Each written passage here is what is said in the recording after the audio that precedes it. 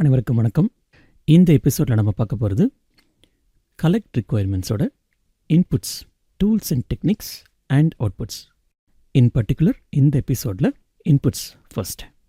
முதல் input obviously project charter. Requirements அப்படிங்கிற point of வியூலேருந்து பார்க்கும் பொழுது ப்ராஜெக்ட் சார்ட்டரில் ப்ராஜெக்டோட ஹை லெவல் ஸ்கோப் என்ன அப்படிங்கிறது இருக்கும். ஈவன் ப்ராடக்டோட டிஸ்கிரிப்ஷனும் இருக்கும். Naturally that is the key input for collecting the requirements. அதுக்கு அடுத்த இன்புட் ப்ராஜெக்ட் மேனேஜ்மெண்ட் பிளான். நம்ம ஏற்கனவே பேசியிருக்கோம். ப்ராஜெக்ட் மேனேஜ்மெண்ட் பிளான் அப்படிங்கிறது is not a single document, it's a collection of multiple documents. இந்த பர்டிகுலர் ப்ராசஸை பொறுத்த வரைக்கும் என்னென்ன டாக்குமெண்ட் அப்படிங்கிறத ஒன் பை ஒன்னாக பார்த்துடலாம். முதல் document scope management plan. Scope management பிளானில் எப்படி இன்ஃபர்மேஷன், அதாவது ப்ராஜெக்ட் ஸ்கோப் ரிலேட்டட் இன்ஃபர்மேஷனை டிஃபைன் பண்ண போகிறோம், கலெக்ட் பண்ண போகிறோம் அண்ட் டெவலப் பண்ண போகிறோம் அப்படிங்கிற டீட்டெயில் இருக்கும். இது will greatly help to collect the requirements of the project. அடுத்த காம்பனண்ட் ரிக்குயர்மெண்ட் மேனேஜ்மெண்ட் பிளான். என்ன ப்ரோ, இப்போ தான் கலெக்ட் ரிக்குயர்மெண்ட்டை பற்றி பேசிகிட்ருக்கோம், எப்படி ரிக்குயர்மெண்ட் மேனேஜ்மெண்ட் பிளான் ஒரு இன்புட்டாக இருக்க முடியும் அப்படின்னு நீங்கள் கேட்குறது எனக்கு புரியுது. இங்கே நம்ம எதை பற்றி பேசுகிறோன்னா, the requirement management plan will describe எப்படி இந்த ப்ராஜெக்ட் அண்ட் ஆல்சோ ப்ராடக்டோட ரிக்குயர்மெண்ட்டை we will be analyzing it, documenting it and managing it அப்படிங்கிறத பற்றி மட்டும்தான் பேச போகிறோம். அதுக்கு அடுத்தது ஸ்டேக் ஹோல்டர் என்கேஜ்மெண்ட் பிளான். இதை இப்போ தான் ஃபஸ்ட் டைம் படிக்க போகிறோம் அப்படிங்கிறனால கொஞ்சம் டீட்டெயிலாக போயிடுவோம். First overview. முதல் விஷயம் நீங்கள் ஞாபகம் வச்சுக்க வேண்டியது, ஸ்டேக் ஹோல்டர் என்கேஜ்மெண்ட் பிளான் அப்படிங்கிறது is a component of project management plan. ஸ்டேக் ஹோல்டர்னா யார் என்ன அப்படிங்கிற டீட்டெயில் ஏற்கனவே நம்ம நிறைய பேசிட்டோம். ஸோ அந்த ஸ்டேக் ஹோல்டர்ஸை என்ன மாதிரியான ஸ்ட்ராட்டஜிஸ் எல்லாம் பயன்படுத்தி ப்ராஜெக்டில் இன்வால்வ்டாக வச்சுக்க போகிறோம் அப்படிங்கிறத பற்றி பேசுகிறது தான் இந்த ஸ்டேக் ஹோல்டர் என்கேஜ்மெண்ட் பிளான்ங்கிறது. குறிப்பாக சொல்லணும் அப்படின்னா, ஒவ்வொரு ப்ராஜெக்ட் ஸ்டேக் ஹோல்டருக்கும் ஒவ்வொரு மாதிரியான இன்ட்ரெஸ்ட் இருக்கும். ஏற்கனவே இதை பற்றியும் பேசியிருக்கோம். கிட்டன்ஸ், பப்பீஸ், முதலைகள் மற்றும் புலிகள். இதில் என்ன ஆகும்னா, டைகராக இருக்க வேண்டிய ஆட்கள் பூனைகளாக இருக்கக்கூடும். அவங்கள டைகராக ஆக்க வேண்டியதும், அதே போல் பூனைகளாக இருக்க வேண்டியவங்க டைகர்ஸாக இருப்பாங்க. அவங்கள பூனைகளை ஆக்க வேண்டியதை பற்றியான ஸ்ட்ராட்டஜியும் நீங்கள் ஃபார்ம் பண்ண வேண்டியிருக்கும். இன்னொரு முக்கியமான விஷயம், இந்த ஸ்டேக் ஹோல்டர் என்கேஜ்மெண்ட் பிளான் அப்படிங்கிறது contains all the information about the stake holder, including the sensitive information, அதாவது அந்த ஸ்டேக் ஹோல்டரோட ஆட்டிடியூட், பர்சனாலிட்டி. இந்த document challenges related to working with them extra extra. இதை கட்டாயம் டாக்குமெண்ட் பண்ணணும். இந்த டாக்குமெண்ட் டிபெண்டிங் அந்த ப்ராஜெக்டை பொறுத்து ஃபார்மலாவோ இன்ஃபார்மலாவோ ஹைலி டீட்டெயில்டாவோ அல்லது ப்ராட்லி ஃப்ரேம்டாவோ இருக்கலாம். எகெயின் இது depending on the project and the expectation of the stake holders. இது எல்லாத்தோட ஒரு முக்கியமான விஷயம். ஆஸ் அ ப்ராஜெக்ட் மேனேஜராக நான் எல்லா கிளாஸ் ரூம் செஷன்லையும் சொல்கிறது தான், ஆஸ் அ ப்ராஜெக்ட் மேனேஜராக நீங்கள் கழுவுற மீனில் நழுவுற மீனாக இருக்கணும். அதாவது தேவையில்லாமல் எந்த கான்ட்ரவர்சியில் இன்வால்வ் இருக்கக்கூடாது. Maintain a positive attitude and positive relationship with every single stakeholder. ஈவன் அவங்க நம்ம ப்ராஜெக்ட்டுக்கு ரெசிஸ்டன்ஸ் கொடுத்தாலும், ஈவன் அவங்களோட ஒர்க் பண்ணுறது டிஃபிகல்ட்டாக இருந்தாலும் கோபமான மூஞ்ச காமிச்சிடாதீங்க. You have to maintain a positive relationship. Right, இப்போது stack holder engagement plan with a current context என்னங்கிறத பார்த்துடலாம்.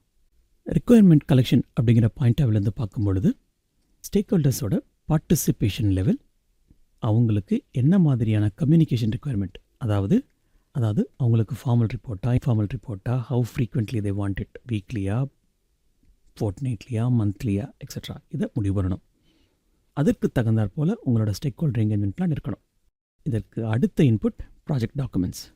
ப்ராஜெக்ட் டாக்குமெண்ட்ஸை பற்றி ஃபஸ்ட் டைம் பார்க்குறனால முதல்ல ஓவர்வியூலேருந்து ஆரம்பிப்போம். மொத்தம் 33 ப்ராஜெக்ட் டாக்குமெண்ட்ஸ் இருக்குது. யூ மே பி ஒன்றிங், என்ன ப்ரோ சொல்கிறீங்க அவ்வளவா அப்படின்னு. எஸ், எக்ஸாக்ட்லி, அவ்வளோ டாக்குமெண்ட்ஸ் இருக்குது. இதை ஏற்கனவே டீட்டெயில்டாக நம்ம பழைய எபிசோடில் பார்த்துருக்கோம். தேவைப்பட்ட ஒரு வாட்டி விசிட் பண்ணிக்கோங்க. இப்போது with reference to the current context என்னென்ன டாக்குமெண்ட்ஸ் அப்படிங்கிறத பார்த்துடலாம். ஒரு விஷயம் ஞாபகம் வச்சுக்கோங்க, டைரக்ட்லி ரிலேட்டட் டாக்குமெண்ட்ஸ் மட்டும் தான் இங்கே பார்க்க போகிறோம். But you better revisit all the project documents once. இதில் ஃபஸ்ட்டு அசம்ஷன் லாக்.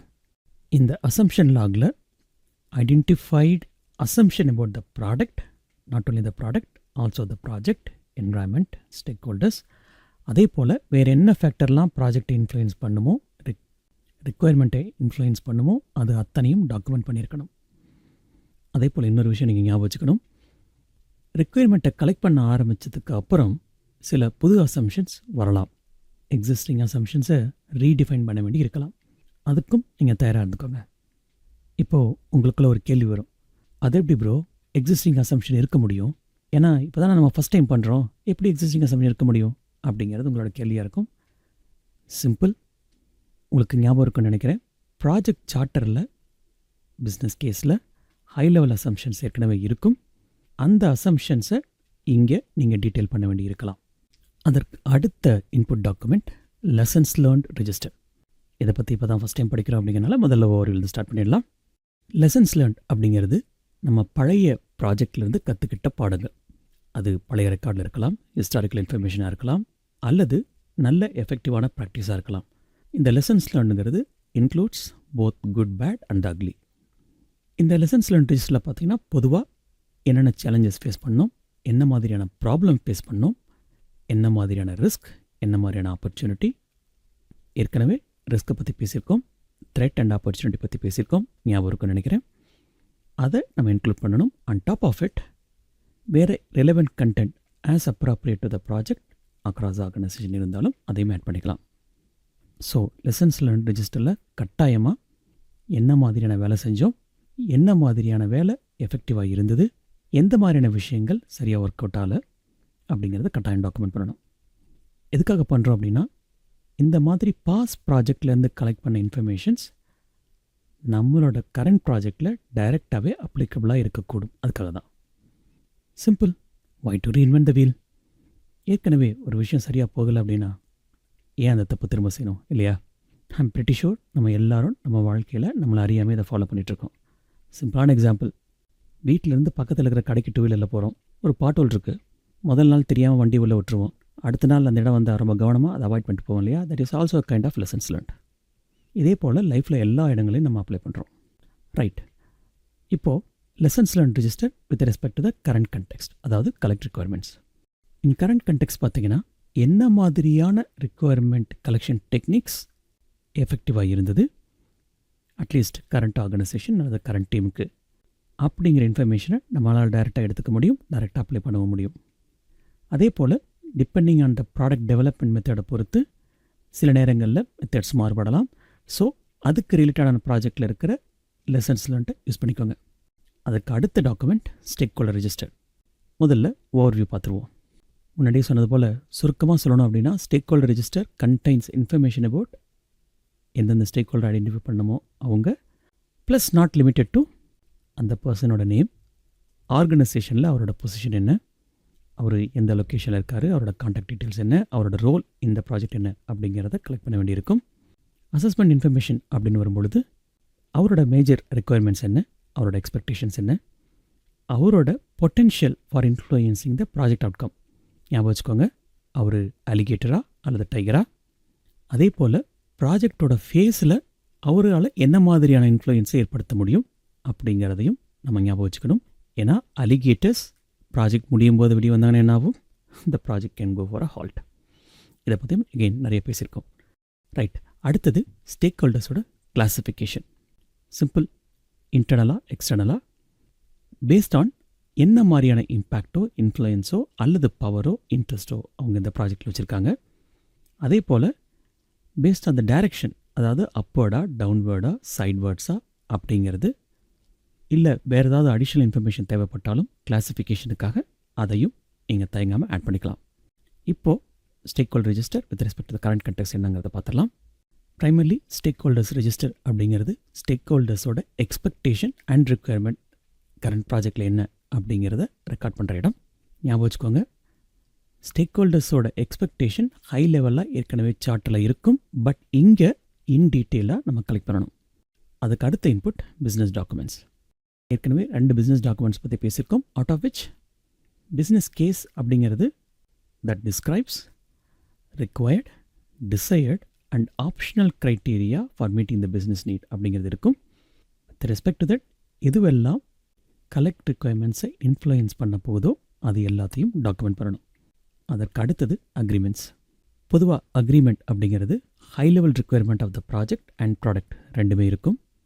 சப்போஸ் நம்ம யாராவது வெண்டர்கிட்ட கொடுத்து சில ஒர்க்குகளை பண்ண போகிறோம் அப்படின்னா த செல்லர் அப்படிங்கிறவர் கண்டிப்பாக டெலிவரி பண்ணணும் அண்ட் த பையர் அப்படிங்கிறவர் அதுக்கான காம்பன்சேஷனை கொடுக்கணும்.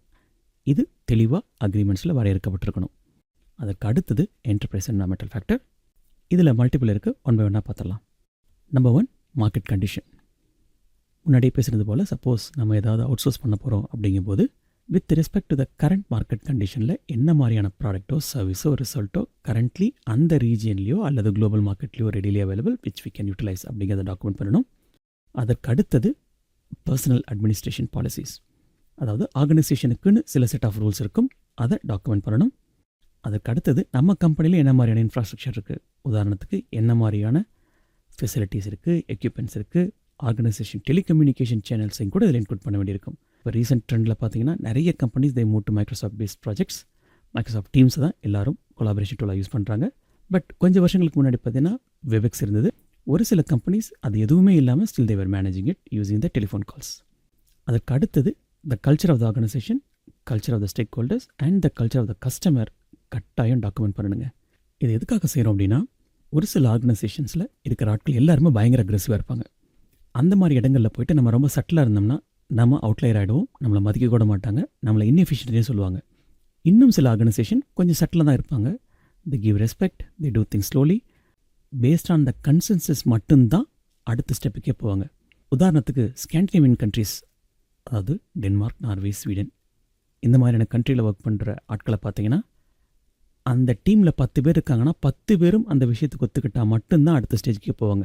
ஒருத்தர் நோ சொன்னால் கூட அந்த ஒரு ஆளும் எஸ் சொல்கிற வரைக்கும் they will have the continuous discussion. அந்த மாதிரியான ஆர்கனைசேஷனில் போய்ட்டு நீங்கள் ரொம்ப அக்ரெசிவாக இருந்தீங்க அப்படின்னா then you will be treated as a rude person and you need to be very careful about it. இதற்கு அடுத்தது ஆர்கனைசேஷனல் ப்ராசஸ் அசட்ஸ். ஓபியை பற்றி நிறைய பேசிட்டோம், ஸோ லெட்ஸ் ஜம்ப் ஸ்ட்ரைட். முதல் விஷயம் historical information and lessons and repository from previous projects கட்டாயம் எடுத்து வைக்க வேண்டியிருக்கும். இதை எதுக்காக பண்ணுறோம் அப்படின்னா ஒரு சில ப்ராஜெக்டில் ஒரு சில நேரங்களில் ஸ்கோப்பை நம்ம ஓவர்லுக் பண்ணியிருப்போம். அதுக்கப்புறம் அதை ரியலைஸ் பண்ணி ஏகப்பட்ட ரீவொர்க், ஏகப்பட்ட சேலஞ்சஸை ஃபேஸ் பண்ணி ஒரு வழியாக முடிச்சிருப்போம். அதே டிஃபிகல்ட்டி இந்த வாட்டி நம்ம பண்ண வேணாம். So we better get it from the previous project. அதற்கு அடுத்தது பாலிசிஸ் அண்ட் ப்ரொசீஜர்ஸ். கடைசியாக template from the previous similar projects. ஏன்னா ஒவ்வொரு ஆர்கனைசேஷனும் ஒவ்வொரு டீமும் ஒரு பர்டிகுலர் வேலை தான் டாக்குமெண்ட் பண்ணுவாங்க. So why to reinvent the wheel, அந்த டெம்ப்ளேட்டை யூஸ் பண்ணிட்டு போயிடலாம். ஆல்ரைட், ஸோ இன்புட்ஸை நம்ம இதோட ஸ்டாப் பண்ணிக்குவோம். ஏற்கனவே செஷன் கொஞ்சம் லாங்காக போயிடுச்சு. அடுத்த எபிசோடில் டூல்ஸ் அண்ட் டெக்னிக்ஸை பற்றி பேசுவோம். பாய்.